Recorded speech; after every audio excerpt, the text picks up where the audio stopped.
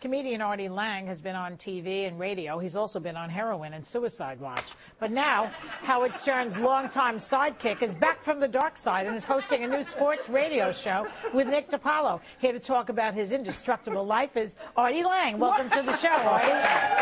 I tell you, that's the best and worst introduction I've ever heard.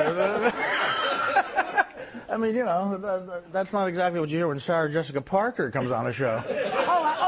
Au contraire, Artie. That's her exact intro. You know, listen, let me tell you something. I wish I could argue with any of it. I know, exactly. It sucks when it's like, oh, wait, that's true. Well, you have a lot of fans. Well, good to be here, Joy. You have a lot of fans here. I know, this is the nicest. Well, that's the thing about Howard. Like, he's... Howard? Who's Howard? Howard Stern. Oh, Howard Stern. The greatest thing he's ever done is create a connection with fans. Like, that's the only thing you ever want to do when you do humor. Of course. And being on that show for 10 years is just, the tickets I've gotten out of with cops is just unbelievable. I can imagine. It's just the best. Like, I've been coming back from like Bananas in Poughkeepsie after a gig, and I get pulled over, and cop looks at my license, recognizes my name from the show, and will just go, "Tell Howard I said hi, take care." I literally could have been smoking crack. Like, take care. Now, what is this about a suicide attempt in 2010? What was that about? Well, it wasn't really a suicide attempt. It was more just an attempt to try to get some rest.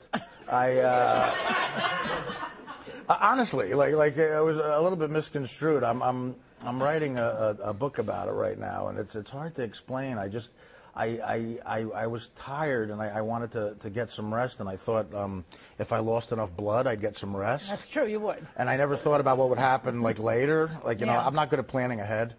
But you stabbed which is why I said yes to this interview, I think. You stabbed yourself in the stomach. Why not just go for the veins if you really wanted to kill yourself? Well, I didn't go to medical school. I don't know where veins are.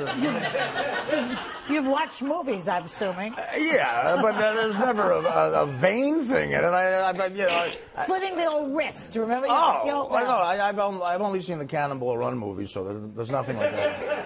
Okay, so it was not a cry for help then, this suicide attempt. Look, I mean, my entire life has been a cry for help, mostly fashion-wise, but...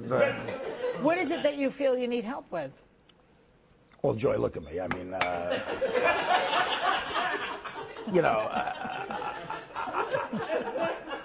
I'm in show business, and I look like,